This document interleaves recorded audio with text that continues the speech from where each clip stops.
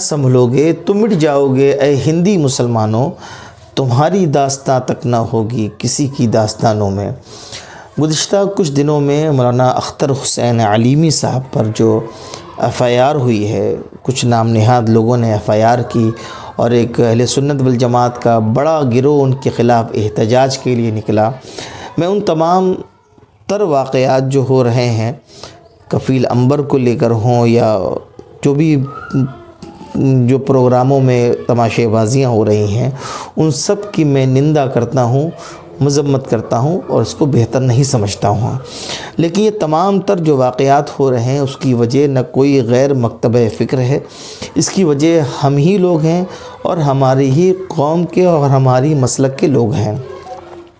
جب تک یہ کچھ چیزیں ہم اپنے قوم سے، اپنے مسلک سے اور اپنے طور اور طریقے سے نہیں بدلیں گے، تب تک ہمارے ساتھ ابھی یہ کم معاملات جو سوشل میڈیا میں پھیلے ہیں، آنے والے وقت میں ایسا نہ ہو کہ یہ معاملات اور بڑھ جائیں اور قوم پر اور مسلک پر اور اہل سنت والجماعت میں کشیدگیاں اور بڑھ جائیں۔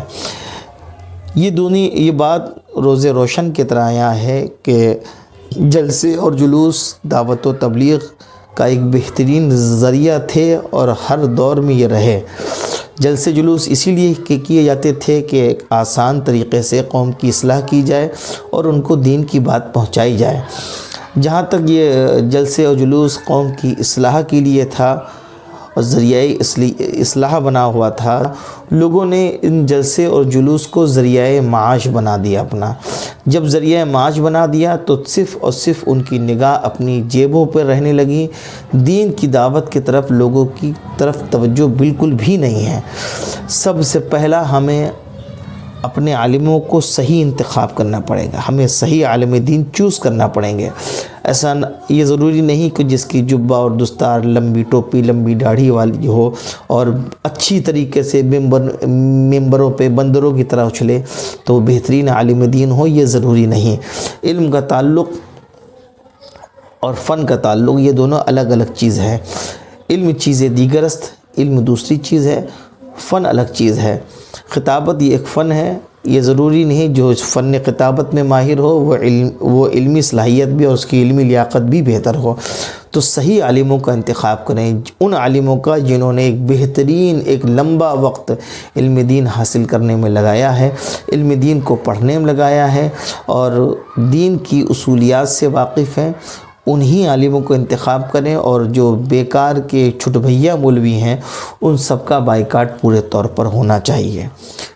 دوسری بات میں یہ عرض کرنا چاہتا ہوں کہ اپنے جلسے اور جلوس میں اصولی گفتگو ہونا چاہیے، اصولیات پر زیادہ ہونا چاہیے۔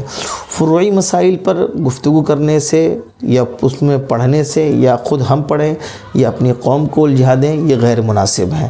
اصولی باتیں مثلا نماز، روزہ، حج، زکوٰۃ، توحید یا اس کے ریلیٹڈ جتنی بھی گفتگو ہیں، وضو، غسل کے فرائض، اراکین دین کی اب بات کر لیں، واجبات، سنت، نماز کے طور اور طریقے پہ بات کر لیں، تو اپنی تقریروں کو اس طریقے سے انتخاب اور ترتیب دیں کہ یہ صرف ایک مزہ لینے کی چیز نہ ہو بلکہ دین سیکھنے کی چیز ہو اور ایک آپ کی تقریر ایک تعلیم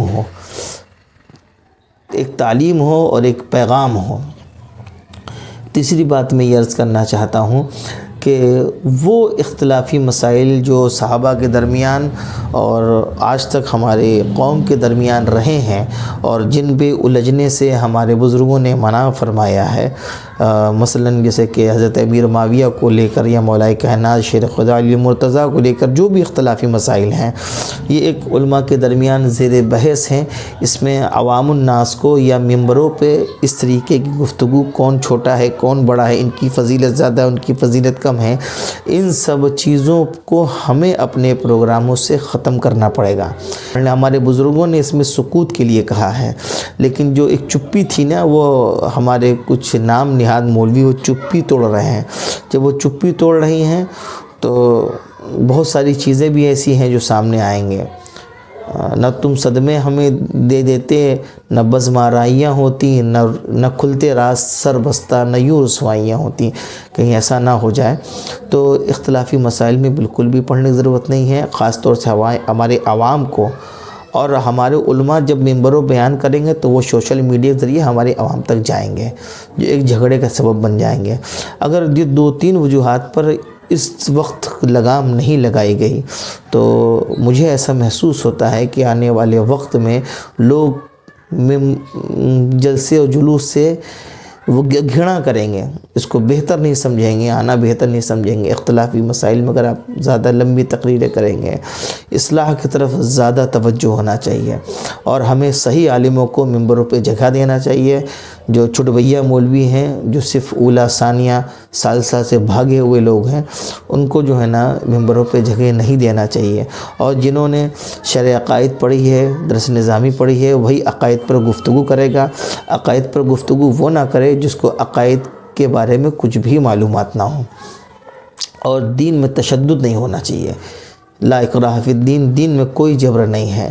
آپ کسی بھی سوسائٹی کو لے کر، چاہے وہ مسلک اعلی حضرت ہو یا قادری، چشتی، نقشبندی، کوئی بھی طبقہ ہو، اس کو لے کر آپ اتنے شدت پسند نہ ہو جائیں کہ اصولیات سے وہ چیزیں ٹکرا جائیں، ہے نا۔ تو ان چیزوں کو احتیاط برتنا چاہیے۔ ہم اپنی عقیدت کسی پہ تھوپ نہیں سکتے، جبراً اس کو اپنا عقیدہ نافذ نہیں کر سکتے۔ جب ہدایت جبراً نہیں نافذ کر سکتے، وہ اللہ کے ہاتھ میں ہے۔ یضل بھی کثیرا و یہدی بھی کثیرا، ہے نا۔ ہادی و مرشد یہ اللہ کی ذات ہے، صرف آپ دعوت کا کام کریں، اور اللہ رب العزت سے دعا ہے کہ ہم کو صراط مستقیم پر گامزن کرے، اور اہدنا الصراط المستقیم ہی کے مطابق دین پر عمل کرنے کی توفیق عطا فرمائے، صحابہ کرام کی سچی محبت عطا فرمائے، بیکار کی الجھن اور جھگڑے اور فسادات سے ہم کو دور رہنے کی توفیق عطا فرمائے، اور ہماری قوم کے جو دانشوران ہیں، جو علم والے لوگ ہیں، ان کو ان سب لوگوں پر لگام لگانے کی توفیق عطا فرمائے، جو بیہودہ لا یعنی گفتگو کر کے ہماری عوام کو بھٹکا رہے ہیں۔ اور آج وقت یہ آ گیا ہے کہ ہماری قوم کے لوگ، ہمارے مسلک کے لوگ ہمارے ہی لوگوں پر FIR کر رہے ہیں۔ واعتصموا بحبل اللہ جميعا ولا تفرقوا۔ السلام علیکم۔